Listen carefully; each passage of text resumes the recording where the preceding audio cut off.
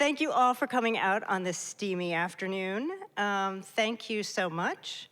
We've got a really special program this afternoon, and in just a couple of minutes, we will have two music legends up on stage and in conversation. Rock and Roll Hall of Famer and one of our favorites, Chris Frantz, will join Thomas Dolby to talk about this book, Prevailing Winds. But first, let me tell you about Mr. Dolby, in case for some reason you don't know him. He is a musician, producer, composer, entrepreneur, and a teacher. In July 1998, Dolby received a Lifetime Achievement in Internet Music Award from the Yahoo Internet Life, before we were even really using the internet. And in 2012, he performed at Moog Fest and was the recipient of the Moog Innovation Award, which celebrates pioneering artists whose genre-defying work exemplifies the bold, innovative spirit of Bob Moog. He's also been awarded the Roland Lifetime Achievement Award and 4 Grammy nominations, sorry. And he's perhaps best known for blinding us with science. Thomas Dolby has once again blurred the lines between composition and invention by writing a book. So without further ado, Thomas, tell us a little something about that.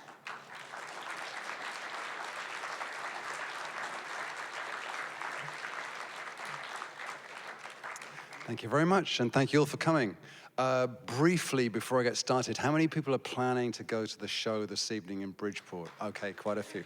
Well, that's great. So just so you know, the band starts at 5:45. I'm not quite sure of the order, but that's the first live act. So we're going to sort of put like a little punctuation mark in at 5. So, and after that, if there's signing or whatever, you know, we'll carry on from there. But I just wanted to make sure that you knew that I wouldn't think you rude if you took off because you wanted to see the bands. However, if you do want to get stuff signed, you should let people to the front of the queue if they need to get away. You know, it's like one of those aircraft things. Anyway, thank you all so much, and welcome, and thanks so much to the Westport Library and staff for putting this on. And it's especially good because I'd planned to do like a bookshop in every stop of my current music tour, and that was not going to be very practical, and it's going to be exhausting, but the Westport Library are streaming this and archiving it, so it'll be captured for good. And I was just so lucky that my friend Chris Frantz was a local and was willing to come up and do this with me and ask the questions and so on, so it's sort of a 2-for-1 thing. So, you probably know me for those other things that I did. I wrote a memoir a few years ago called The Speed of Sound, which came out, and that was relatively easy because I was just writing down stories that I've been telling hundreds of times over the years. Then I had this wacky idea to do a novel, which I'd always sort of fancied. And I told my agent that I was working on, you know, this great novel. And when she was done rolling her eyes, she sort of said, well, that should be easy. She lied.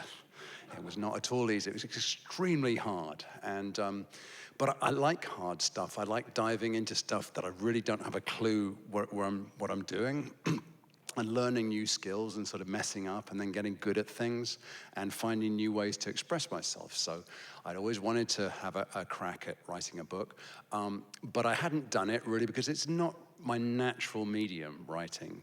You know, I'd say that probably primarily music sort of flows through my veins, that filmmaking is the second thing, and if anything, writing is a sort of third most native skill that I have.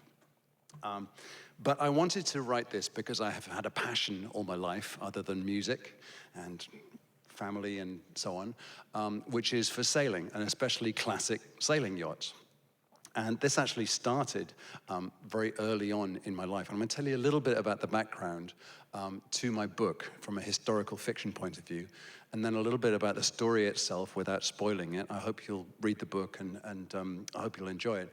And I realized that my passion for classic sailboats is not for everybody. A lot of people I know sort of say, I always wondered about sailboats, why can't you just point them where they want to go and just go in a straight line? Why do they have to wiggle? And then other people sort of say, well, what happens when the wind dies? You turn on the engine, and they just don't get it, right? So those of us that have sailed, how many sailors here? Okay, well, that's great, that's great. So you know why they don't wiggle, right? But explaining in words what's going on when a sailboat is sailing, especially when two of them or more are racing, is very hard to do without having people glaze over the sort of, why do they wiggle sort of people. So the risk was that in writing about this, I alienated the sort of larger audience. So I tried to focus on a more universal story, which is about the people, the characters, the tensions, the majesty of these yachts, the tensions of the time, the era that it's set in, and so on, and create a more universal story against a backdrop which might require a little bit of learning. But I feel that historical fiction fans are willing to take on board a bit of new information. It's like, who knew about cathedral building in the 13th century, right? But you're willing to accept that as a backdrop to a great story. So I'm going to tell you a little bit today about the history and the evolution of the classic sailboats, and then talk a little bit about the heroes and villains of my story and why I chose 1914 as the setting for the story. Well, my granny Marjorie was a magnificent Victorian battle axe. She was a suffragist. Two of her aunts are on British stamps, and she toured the USA lecturing about women's contraception. She wasn't allowed to bill it as that because she would have been strung up, but it was called, I think, Women's Household Management or whatever, and she would lecture on this subject as she toured around the USA. And when I was little, she had this amazing coffee table book, which I used to crawl over to and thumb through, and it was called Beacon of Cows. And this guy, Frank Beacon, was a photographer in the later part of the 19th century, based in Cowes, which is an island off the south coast of England. And he and later his successors, his family, spent their lives photographing the magnificent sailing yachts of the era. Ones like this one, which was Endeavour from the 1930s. But he focused more than anything on a competition called the America's Cup. And the America's Cup, as you may know, is the oldest trophy in sport. It's going to be run again this year for the 37th time. And it has a long history and a lot of interesting stories and scandals and skullduggery if you dig a little bit deeper. So it was first contested in 1851. And in 1851, these giant sailboats were sailed and raced in Europe by dukes and earls and kings, and in the USA by railroad barons and mining magnates and factory owners, the American aristocracy. In England, it was viewed as very, very posh. Working people, of course, sailed boats as well, but that was for commercial reasons, for fishing and freight and so on. But these big yachts were really the sole domain of, of the rich and famous. Fast forward to this year when the competition will be held in Barcelona in Spain, and things take on a very different complexion. So the Kiwis go to foil as they make the turn at gate number 3. Look at the acceleration and a big dip. Goodness. And a man goes over the side. The rescue boat will be there. Oh my goodness, that was unbelievable. Not just one man overboard, 2 men overboard. And many people say, well, this is not really sailing. They sort of hearken after the old days. But the fact is that sailing is still viewed as a very elitist sport, and by sort of improving the tech, making it very cutting edge, increasing the risk, making it more of a TV spectator sport, there's a big effort going on to actually pull in a wider audience and interest in them. So going back to 1851, just very briefly, the way it all started was that Queen Victoria laid on the Great Exhibition in the UK in 1851, and as part of that, there was a yacht race planned around the Isle of Wight, and an American boat was invited to come. Generally speaking, we invited foreigners to come in and exhibit and so on, so an American boat was invited to take part in this race. And we thought, well, no American boat is going to beat our boats. It's impossible. They barely know how to sail and build boats, and they're all riffraff anyway. So ahead of 15 other boats, the schooner America sailed across the Atlantic, was given the last position at the starting line, and proceeded to overtake all of the English boats and arrive first at the finish line, where Queen Victoria and Prince Albert were waiting on their steam yacht. And Queen Victoria looked out and said, "Isn't that the American yacht in the lead?" And they said, "Yes, ma'am." "Well, who's second?" "There is no second, ma'am." So the America won that race, which at that point was called the 100 Guineas race, and they brought the prize back to America, to the New York Yacht Club, and the New York Yacht Club, a syndicate from there, put together a new trophy became known as the America's Cup after the schooner America that first won it, along with a deed of gift which set out the terms on which it could be competed for in the future. This basically said that any challenger from any country could lay down a challenge against the holder of the cup. But they had to sail to New York or maybe Newport on their own bottom. They couldn't be towed. They had to get there themselves. And when they got there, the courses and the design limitations and any protests that took place would be the sole domain of the New York Yacht Club. So until somebody won the trophy away from the New York Yacht Club, those were the terms under which it was fought.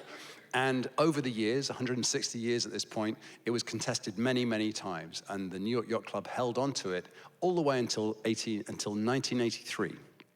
And finally, Dennis Conner lost it to the Australians. We'll get to that in a minute.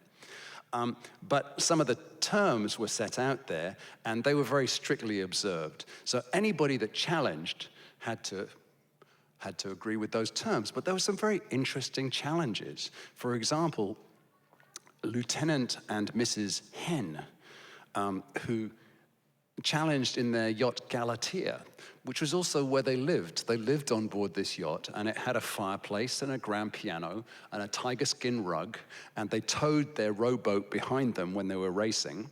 And they had an entourage on board, including a parrot and a chimpanzee called Peggy, who helped pull up the sails.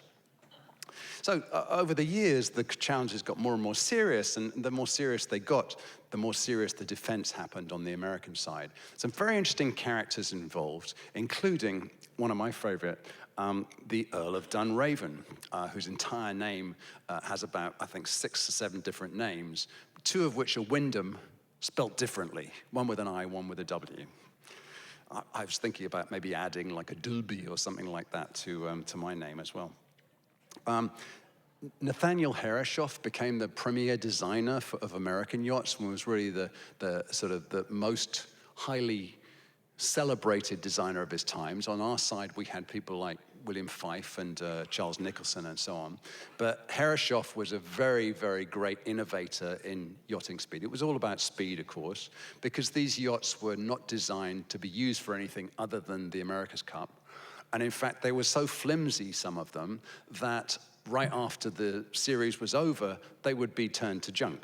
They'd be melted down and turned to junk. In fact, in some cases, they melted down the aluminum or the bronze of the hulls or the masts, and they gave rings to all of the crew to commemorate it.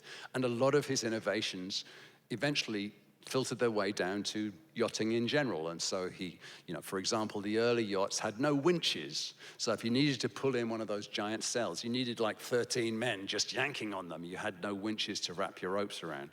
And he introduced winches and later put them below decks. He had all sorts of wind speed measurement, things like that. That he innovated, as well as the actual design of the hulls themselves. And it was all about speed, but it wasn't all successful. And these things were massively overpowered. They had huge sails, huge amounts of canvas. They were flimsy enough. This is Reliance, I think in about 2003. And Reliance was so flimsy that big waves would put a dent in her hull. And right after the second series that she took part in, she was thrown away because there were no other boats fast enough to race with. And there was nothing below deck to make her comfortable for cruising, so she was basically useless. The peak of the eras of the whole history was probably the 1930s with the J-class, the most elegant of yachts. These were mostly owned, again, by the New York Yacht Club and challengers from the UK. It was a design that could be adhered to, and those are long gone, sadly, although 3 of them are still sailing today, and there's been a sort of resurgence among the super rich in racing these yachts, who I think, like many of us, sort of feel that today's America's Cup is like sort of beyond us, but they admire the elegance of the 1930s. So there's actually been some clones built as well, where they used original designs from the 1930s and recreated them. They race with handicap, but they'll be in Barcelona as well, and hopefully we'll see some footage on the news of those, because they are the most incredibly gorgeous yachts. Some of the great sailors at that time included none other than Harold Vanderbilt of the Vanderbilts. And he was not the first in line to inherit the Vanderbilt fortune. That would have been his older brother. And Harold was not really interested in business or railroads at all. In fact, what he really wanted to do was go sailing and play bridge. And he was very good at both. He actually invented modern contract bridge as we know it. And in the 1930s, he successfully defended 3 America's Cup series against all comers. And he was an excellent sailor. And he is kind of a hero of mine. And he features in my book, as you will find out, in a big way. He was a very scientific sailor rather than intuitive. He applied formulae to sailing for the first time, such as the Vanderbilt start, which is a formula you can use even today, when you're starting, if you're racing. One of his greatest adversaries was Tommy Sopwith, the guy that designed biplanes for the Brits in World War I. And he was, from an engineering side, introduces some very interesting aeronautical innovations. World War II pretty much put an end to the big yacht era. Nobody was really interested in sort of funding syndicates for big yacht racing when World War II came along. And post-World War II, the picture changed a little bit. Then we went down to 12-meter yachts, which were a lot more affordable. And people like Ted Turner defending it. Until 1983, when those Aussies came up with the most amazing new design for this sort of bronze, platinum-looking boat, and the winged keel. And the winged keel was very infamous because it was kept under wraps until the last minute. And a lot of skullduggery crept into it. There were clandestine espionage missions by divers in the middle of the night to get photographs of the undersides of the yachts and so on. And Dennis Conner, who had been a very successful American skipper, had won 3 America's Cups until 1983, when mysteriously, while he was leading in the last race at Newport, he rounded the last mark in the lead and sailed off to the less windy side of Newport Sound, allowing the Australians to get past him and win the series. And so he became the first American to lose the America's Cup. Oddly enough, 2 weeks later, there was a new challenge against the Australians, the new holders, from none other than the San Diego Yacht Club, with the head of their syndicate called none other than Dennis Conner. Fishy? Coincidence? I think not.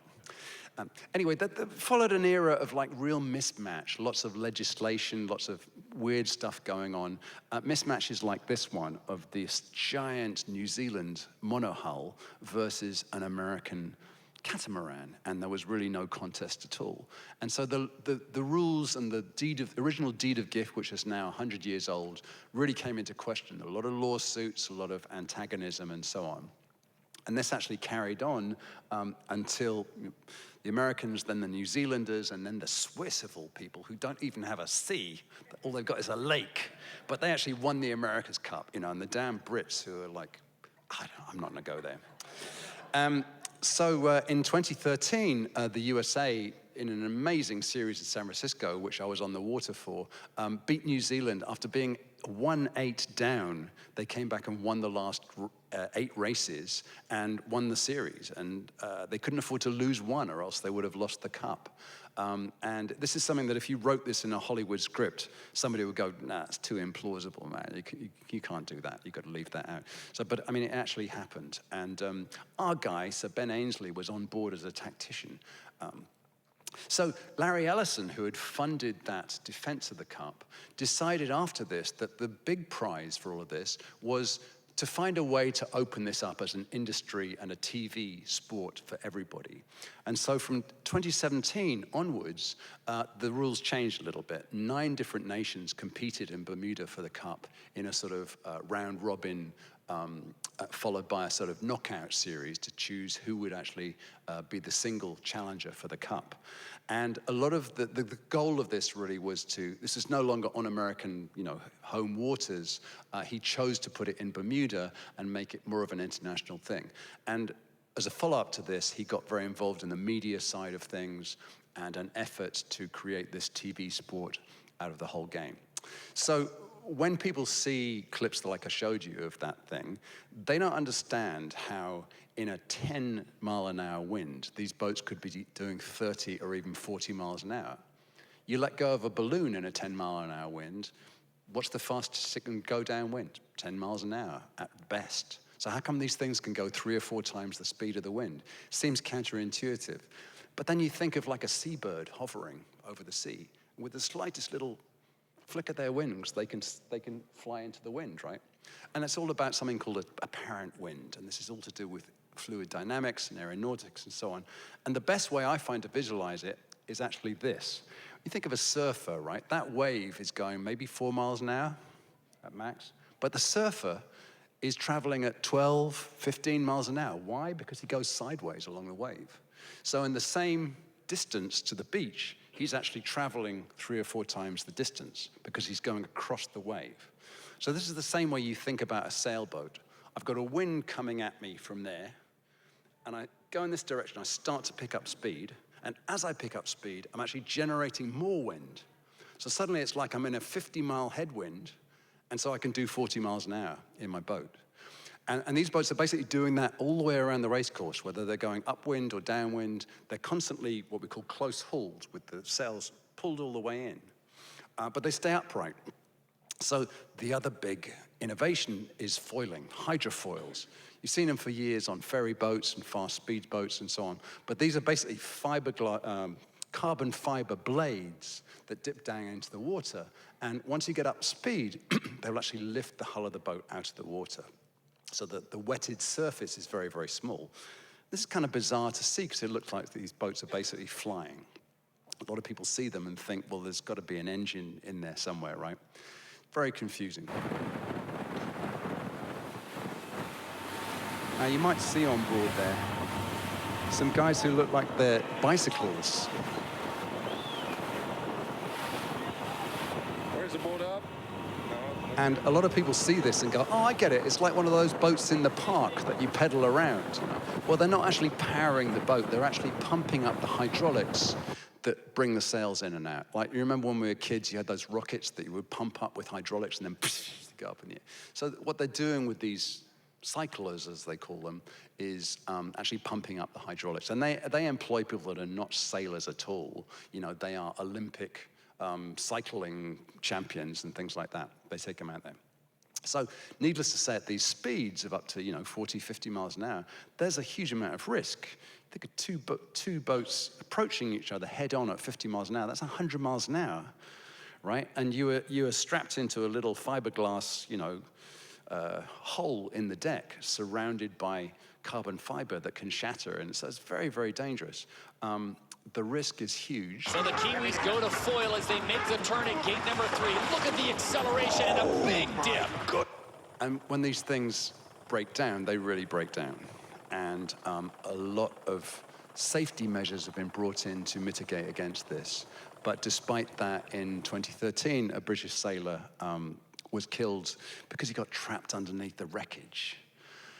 And since then, they have trained all of the sailors to be held underwater. They've got flotation devices and oxygen and so on. They actually train them by holding them under the water and so on. So they try and make sure this will never happen again. And so far, touch wood, there haven't been any more fatalities since then. But it's a dangerous sport, like Formula One or anything else. The other thing that's really improved is the TV coverage. And when you look at this on TV, it's actually on some level better than being on the water. And I've been on the water for a lot of these things as well, which can be a bit confusing. It's exciting, but it's confusing. You see it on TV and they have drone camera shots and they superimpose these graphics so that you can get a sense of where the wind's coming from, how fast it's blowing, and where the race course is that they have to get around. So in fall of this year in Barcelona, the 37th Cup will be competed. The Brits have got some skin in the game again, so Ben Ainsley, probably the old guy's last hurrah, I would say. He's the most celebrated Olympic sailor of all time, but he's never done that great in a team. And I'm hoping that, that he'll do a bit better this time. All right, so out of all of this history of the America's Cup and big boat racing, why did I pick one particular point in history to set my novel? Well, the thing that fascinates me about this story is not just the boats, but also it's the people. And the people are on both sides of the tracks because the yachts are owned by these extraordinary, eccentric very often vicious multimillionaires. But the people that sailed these boats are often penniless Maine fishermen or from East Anglia in the UK. And the discrepancy between, their pay grades is just astonishing. So you have 35, sometimes 40 poor seamen working for this super rich guy. And it happened during an era where the tensions between rich and poor were extremely high. Not that they're not today. In fact, there's many parallels with today that you can see here, but 1914 was a particularly interesting period. And one of the guys that interested me was this guy, Dunraven. So there was a central inciting event in my book that actually happens a generation before my story starts, involving the father of the two brothers who are my main characters in the story. And this was the 1893 and 1895 America's Cup Series, which were fought between the New York Yacht Club and the challenger, who was the Earl of Dunraven. So yeah, Wyndham Thomas Wyndham Quin, the fourth Earl of Dunraven and Mount Earl and Viscount Adair, he was a British aristocrat, huge tracts of land in Ireland that he never visited. He spent a lot of time in Paris and New York in society, and he was a bit of a dandy. He had a monocle at all times. He had the best Savile Row tailors.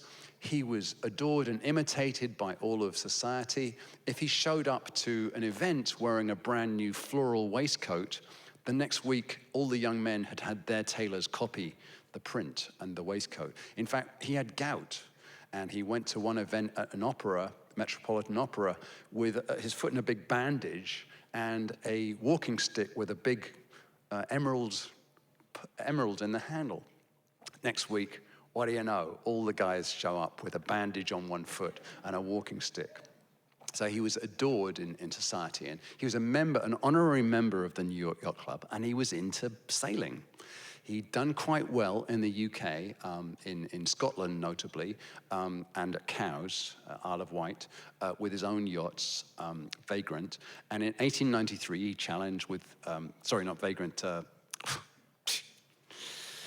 having a Biden moment here. Anyway, he challenged in 1893, and he didn't do very well. So 1895, he came back with the next version of his challenger. And the series took place in New York Harbor under the Statue of Liberty. You have to realize that in those days, this was a massive spectator sport. So all of the Battery Park railings were lined with spectators. And out on the water, there were steamships where you could buy a ticket to go as a spectator to watch. But people went out in any sort of boat, whether it was their own rowboat, motorboat, sailboat, canoes, whatever they had. They were out in the water. So if you were looking down from the top of the Statue of Liberty, it would have looked like an absolute litter show of all of these boats. And in the midst of all of this, the two yachts had to compete under sail only. And so the series started, and in the first race, there was an incident just before the start. And the incident involved the two yachts where the right-of-way yacht, that's the one who everybody else had to get out of the way of, was the American yacht, the Defender. And the give-way yacht, which is the one that has to keep out of your way, was Dunraven in his Challenger. And there was a collision that took place right before the start, and the American yacht was damaged. One of the stays on the topmast was actually severed, and the topmast was wonky when the starting gun went. And Dunraven sailed off around the course and came back first. And this is a big triumph because it was hard to win an America's Cup race for a challenger.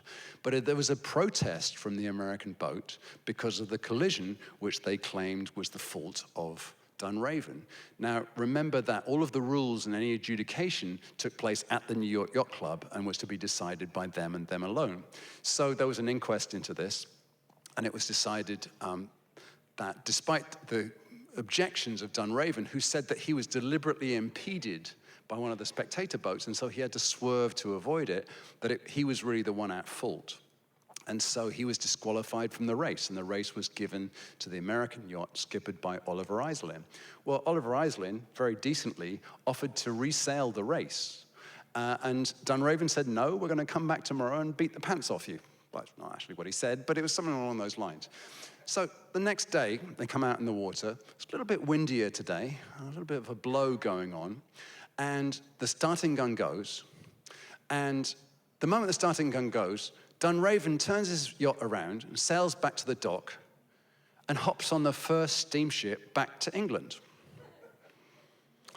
So in the papers, they're wondering what's going on. He gets back to England and he does an interview with Track and Field magazine, I think it's called Field magazine in those days, in which he claims that the reason he retired from the series was that during the night before that race, the American boat had brought pig-lead ballast on board in order to lower the waterline of the boat. Now, when you're sailing upwind in a blow, it's good to have a low waterline, which makes it longer and more ballast to keep you upright.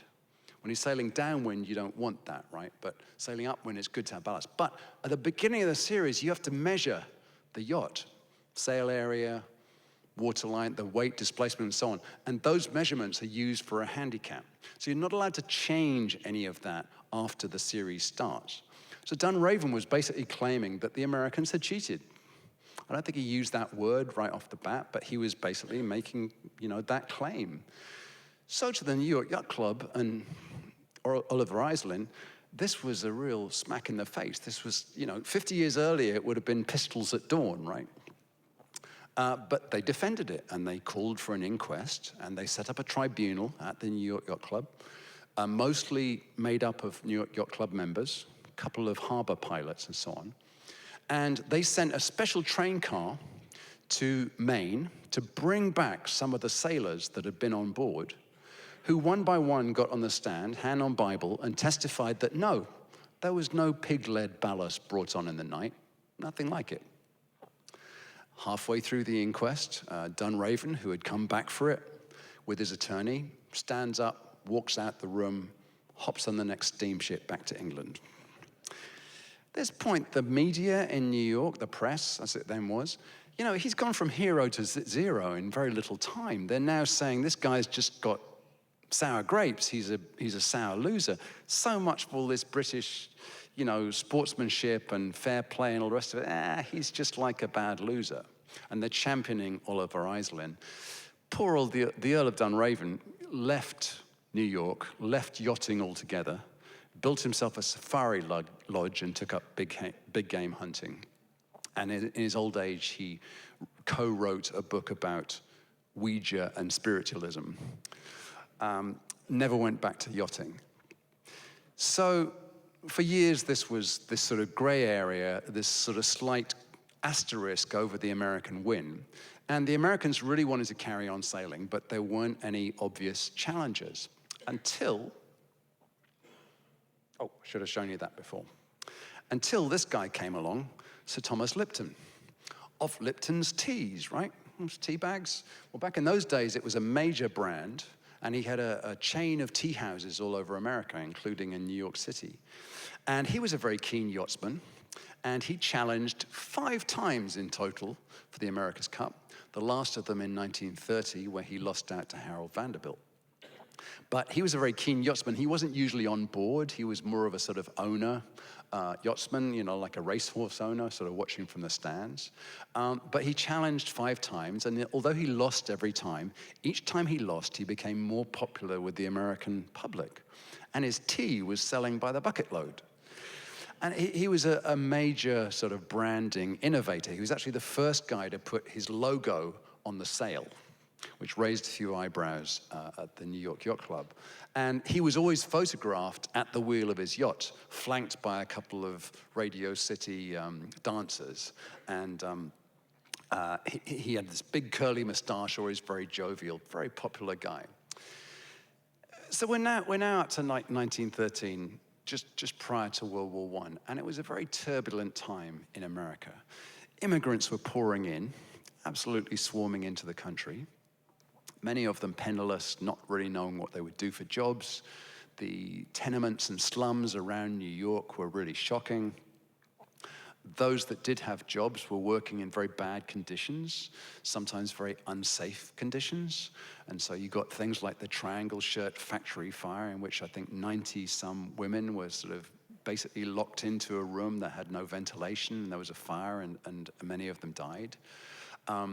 There was a near rebellion in Ludlow, Colorado, of railroad and mining workers, and Rockefeller, who was the owner of the business, hired an armed militia to go in and sort out the rebels, and in the process of this, there was this horrible massacre, the Ludlow Massacre, and women and babies were slaughtered. Meantime, there's a lot going on politically. You had the suffragettes who were on the march trying to get suffrage. There was an effort to put income tax in place for the first time. There'd been no national income tax up till that time. It had finally been implemented in 1913, and it was successively implemented in different states around the nation, the last of which was Rhode Island. So all of those mansions that you see in Rhode Island, at least some of them, it was sort of a tax haven for the people that lived there. So it's not only their country cottages, but it was also a tax haven for them. And many of these guys were members of the New York Yacht Club, whether they were sailors or not. They would spend time at the New York Yacht Club's fabulous clubhouse on 44th Street in Manhattan. And if you've ever been past there, it's an incredible architectural achievement. The front of it looks like the stern of a Dutch galleon. This is the windows from the inside. It has a model room that we're looking at here, which is entirely made up of the hulls of the ships, of the yachts owned by the members. It's sort of like being in a quarry and discovering dinosaur ribs. It's the most amazing experience.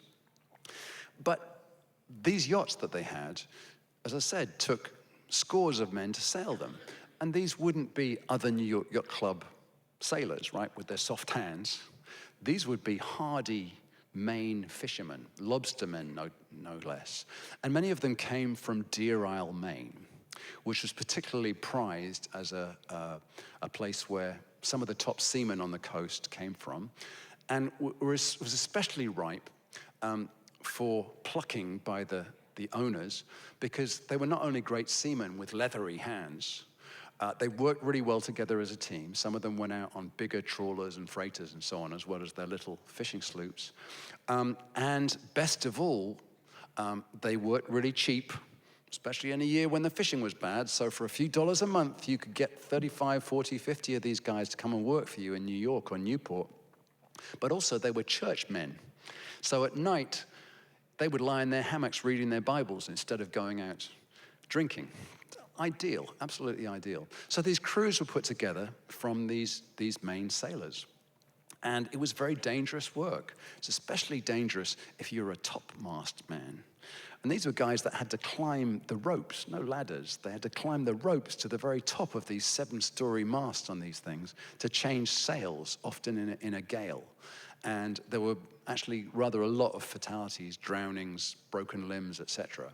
But despite that, the Deer Isle crews were really the heroes of a lot of those victories.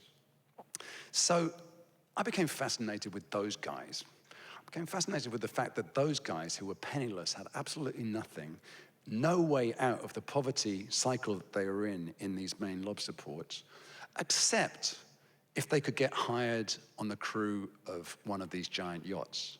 And some of these lobstermen were already at odds with each other over fishing grounds and so on, right? Now they're competing to get on the crews as well. So I started to sort of put two and two together, and I thought, okay, I bet their story is interesting. And so that was really what I zeroed in on, was the characters and the idea that you know, the change of life that would come about for one of these guys if they made it onto the crew, suddenly rubbing shoulders with the Harold Vanderbilts of the world. And that became really the impetus for my book. And so in a second, I'm going to talk a little bit more about the sort of journey that I went on. And Chris is also an author, as well as being a musician. It's sort of a part-time job for both of us. So in a second, I'm going to invite him up and sort of talk more about the authorship side of it. So that's the first portion of the thing. Thank you very much.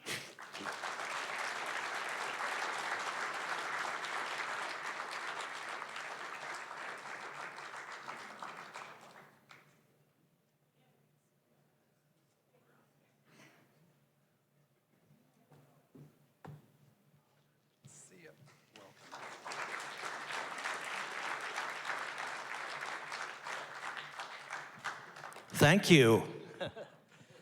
Thanks for coming out in the afternoon. It's, I've been here many times, but this is the first time I've been here in daylight. It's great. Drummers always talk more loudly, by the way, because they've got no hearing left, so. But let me welcome you, Thomas, to our community. Thank you for coming. It's really great. And I've so enjoyed your book. I've read it sort of crash style, like over the past 5 days, but it's great.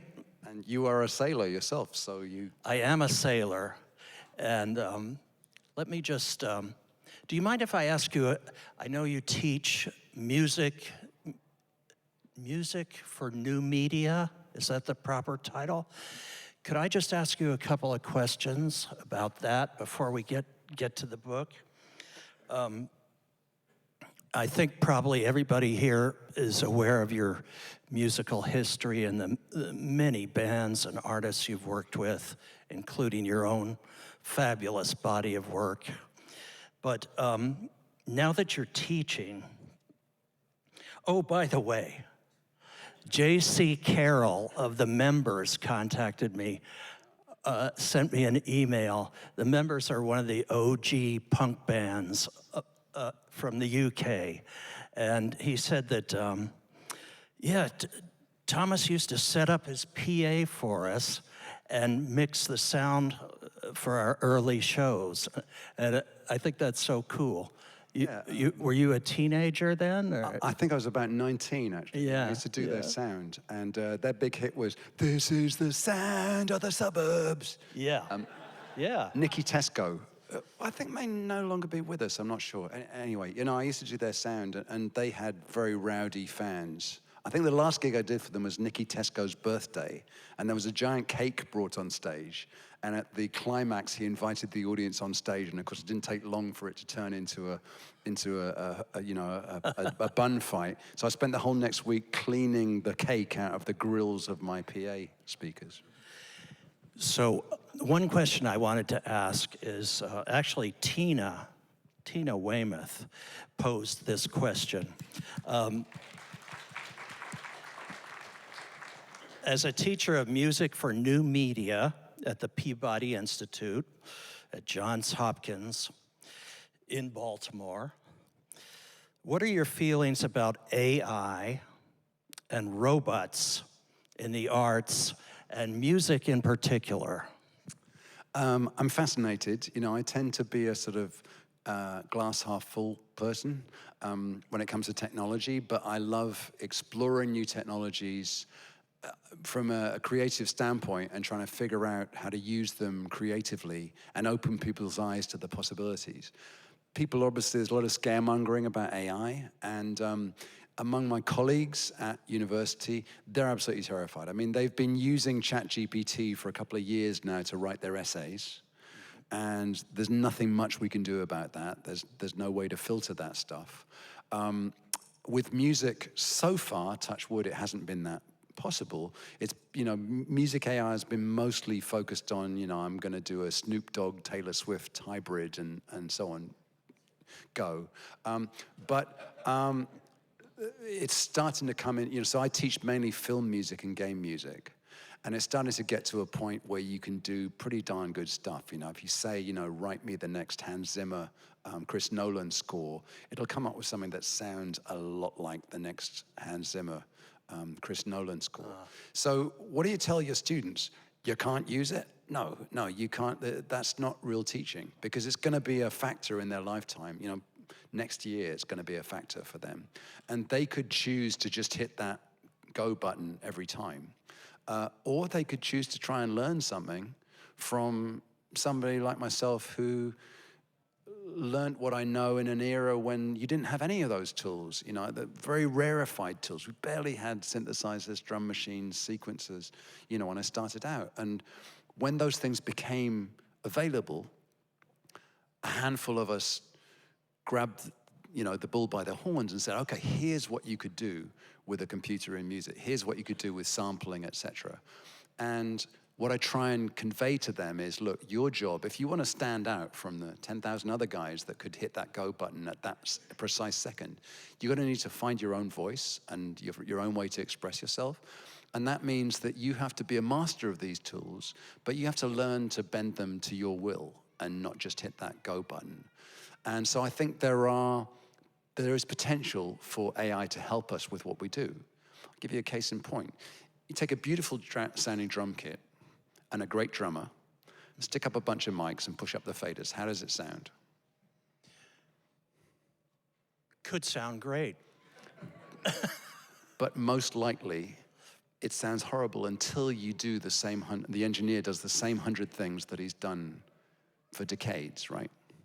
So that's an opportunity for AI, to learn how to cut some of those corners and allow you and the engineer to be creative and focused on the music, rather than spending the first few hours or weeks or months in the case of Mutt Lange, like just tweaking your kick drum sound. Yeah. So I look at it like that. I'm also very intrigued with the fact that when musicians are in a room together, around the campfire, in the studio, jamming, whatever, there's a chemical interaction that happens, right? Intuitively. You don't stop and think about the chords you're playing, the beat you're playing, the fill you're doing.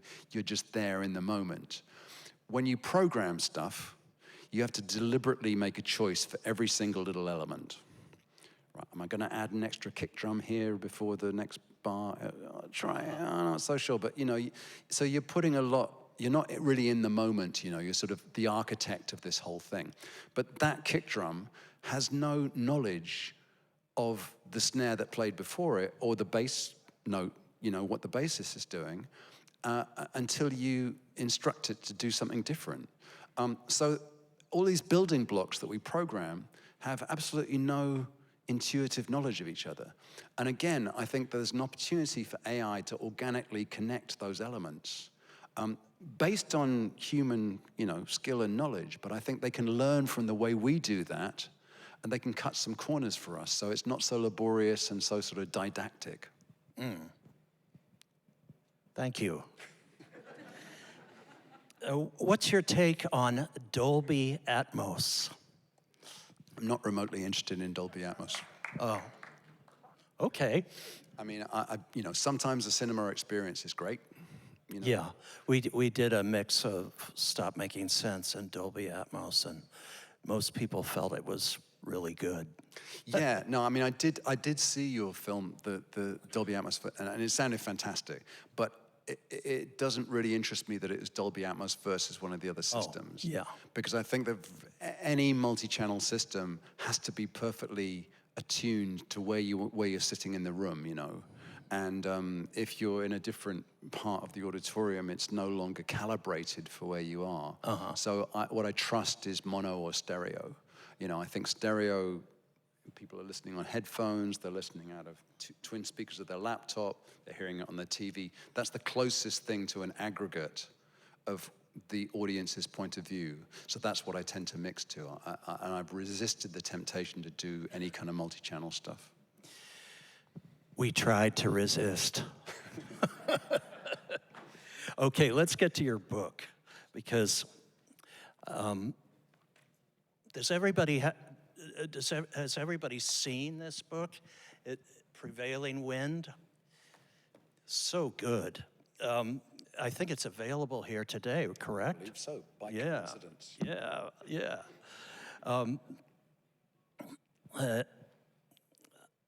I think you write beautifully, and that your vocabulary is wonderful, very rich.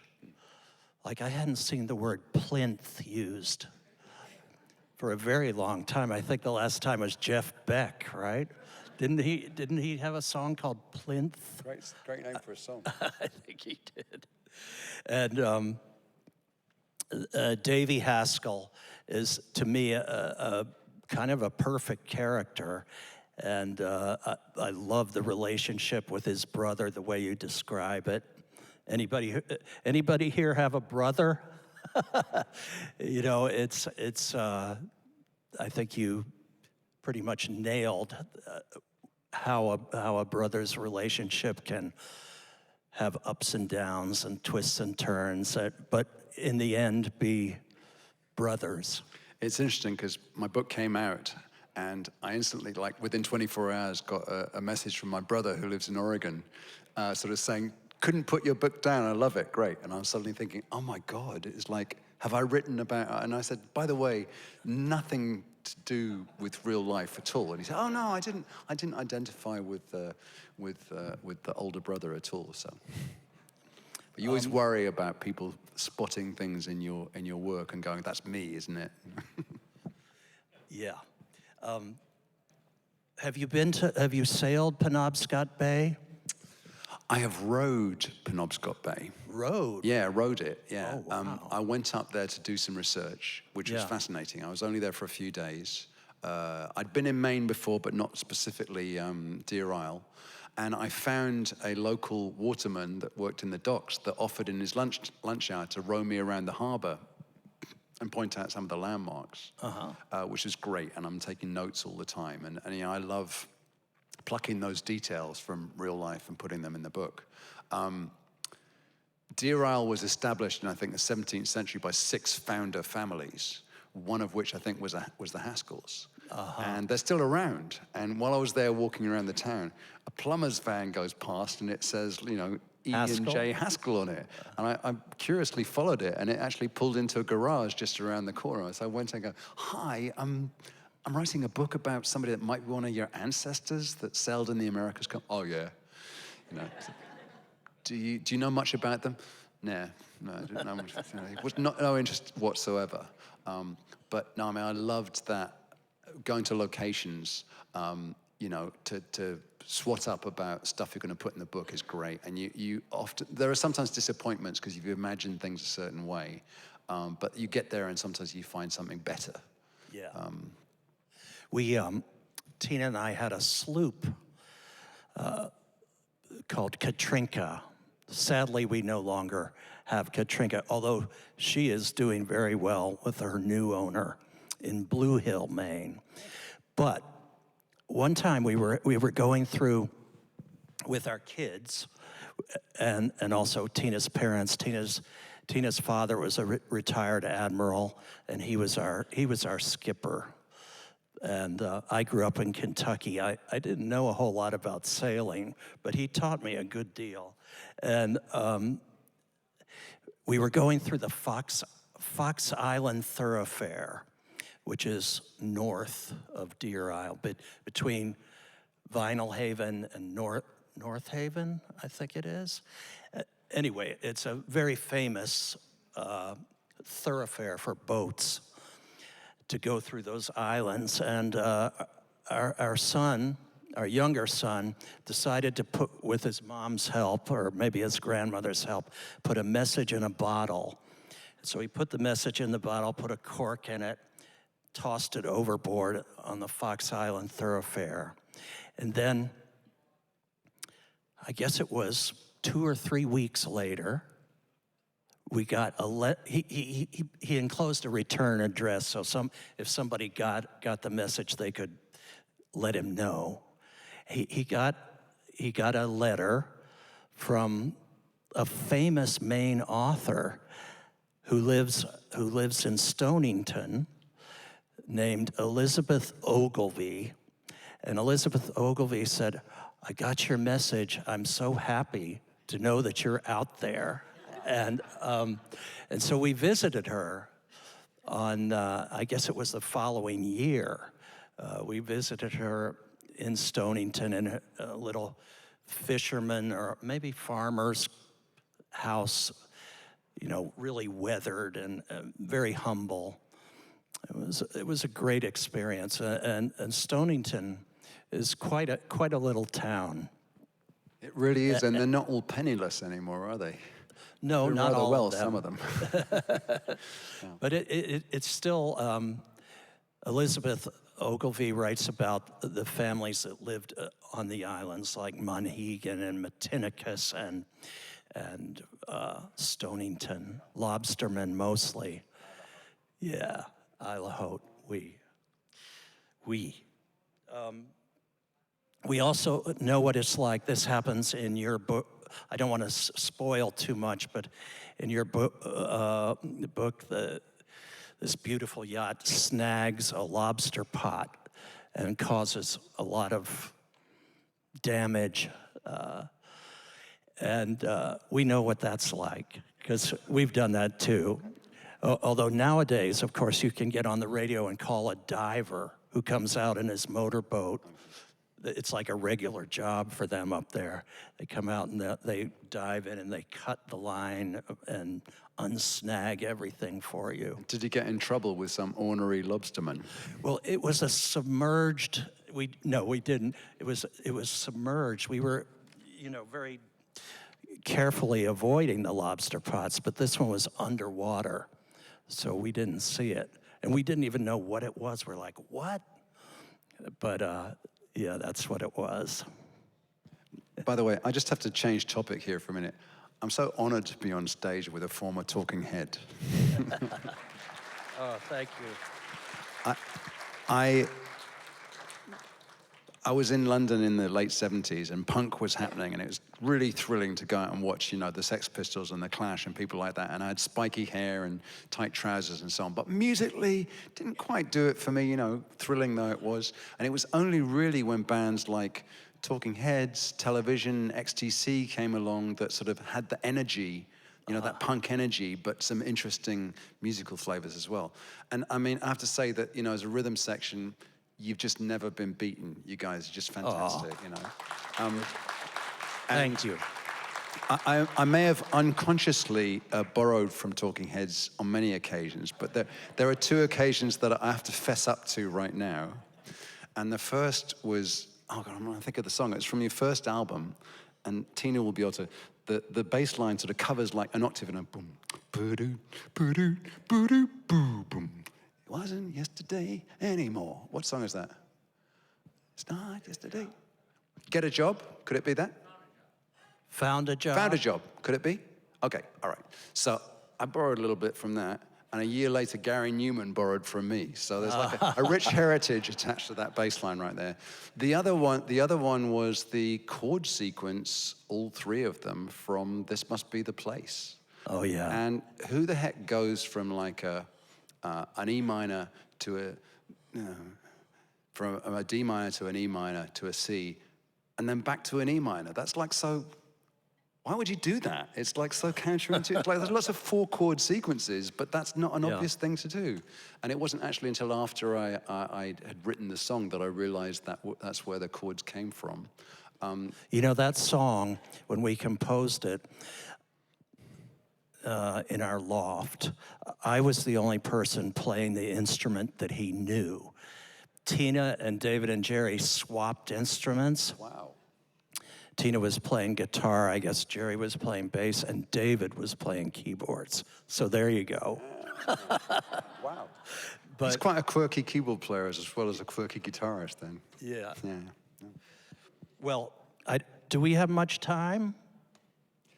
I think what we have to do is we have to excuse people that, need to leave because they need to get to the show. But if you're not in a rush, I'm not, we can carry on. Okay, I have just a couple more questions. I gather that you have a good deal of experience sailing. Did this start when you were young? Yeah, I started when I was about 7 years old. My family is from Suffolk in the east of England. Has a very rich, maritime history, including many of our America's Cup sailors came from, Wivenhoe down the road. So I started sailing there on rivers when I was about 7. And I sailed there until I was about 14. And then my boat caught fire. But I got the insurance money and bought my first keyboard, which is a Wurlitzer piano. And I was sort of just at that sort of interesting, cusp of sort of becoming more interested in music than I was in sailing. I then didn't really sail until I was, probably in my late 40s. I windsurfed quite a lot out on the West Coast. I didn't sail. And then in my 40s, I came back to Suffolk and got back in the boats that I actually learned on when I was a kid. And my boat there is a classic design from the 1930s, my favorite era. And there are about 40, 45 of them at Aldborough in Suffolk. and we still race them. And I take part very avidly every year.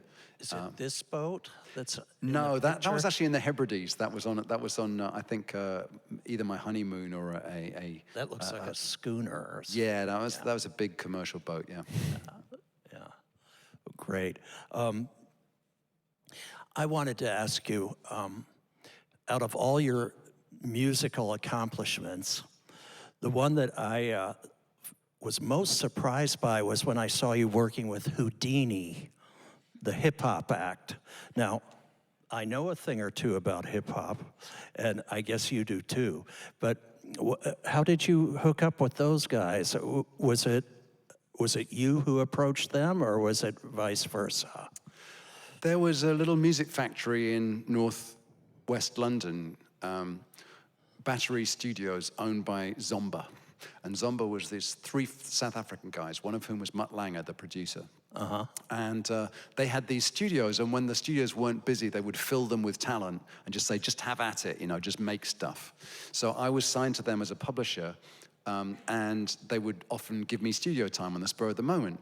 And so this one time we went in, and myself and my friend Matthew Seligman, bassist, no longer with us, sadly,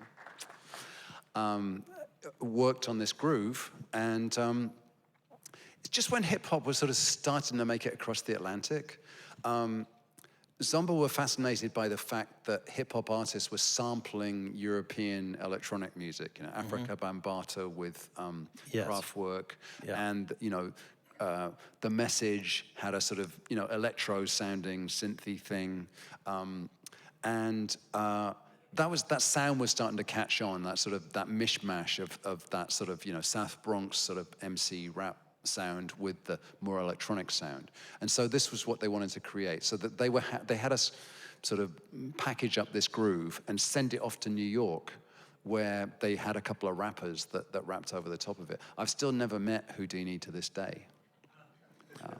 Really? It's nuts, right? Yeah, but I mean, it got me in the Hip Hop Hall of Fame, which is kind of nice. Yeah. And I think in the all-time chart of the most sampled synth riffs, #1 would be yours. Yeah, yeah. Was it Genius of Love or Wordy Rap? Genius of Love, yes. That's got to be #1 by a long way. Yeah. If you look down the list to probably the 10s or 20s, you will find Houdini's Magic Wand as the next But most. I read just this morning that Houdini record was the first hip-hop vinyl record to sell 1 million copies. That's right. Yeah. That's a lot. I have a lot of dubious #1s. Very few legit #1s. Yeah, yeah. Well, I wonder if I've forgotten any of my questions. Oh, yes. This is another music question. Although he does like to go out in boats, George Clinton. You worked with George Clinton. That must have been wild. It was wild. We met on the set of Saturday Night Live. We were the 2 guests on that particular occasion. And much to my amazement, I mean, George is a big hero of mine. Yeah. He sauntered over to me and said, "Man!" And he just loved my record. And he was very, very friendly. And it happened that the following week, he was doing a big show with P-Funk All-Stars, which is a James Brown testimonial concert in Washington, D.C., in an amphitheater. Wow. And he said, would you come on stage and do something with us? I said, what the heck am I going to do? He said, what do you want to do? Sex Machine? And he said, great. So I show up there, and a P-Funk show is basically, an hour and a half in E, funk, go, So I'm at the side of the stage, and there's horrible acoustics, and I'm like the only white guy in the place, and I'm just hearing this funk in E, and finally, Thomas Dolby, and it's like, that's my cue. Walk on stage, and it's like there's members of of James Brown's original band, and there, Bootsy Collins, Catfish Collins, who played the guitar and stuff. Right. And I get on stage, and I'm all dressed in white, and I look down the front row, and there is James Brown scowling at me. So without missing a beat, I go into my best Oxford English and say, get up, get on up, stay on the scene like a sex machine. And I'd asked for a piano for the piano break, and they had a Fender Rhodes, right? So I finished the first couple of verses, of course. I go to this Fender Rhodes and start my nothing, no sound. So I kicked the living shit out of that Fender Rhodes and knocked it over and everything. And the audience is just like, and yeah, that was my initial George Clinton experience. You know, I was sort of I became like sort of royalty in the P-Funk mothership after that. That's great. That's great. Well, ladies and gentlemen, a big round of applause for the great Thomas Dolby.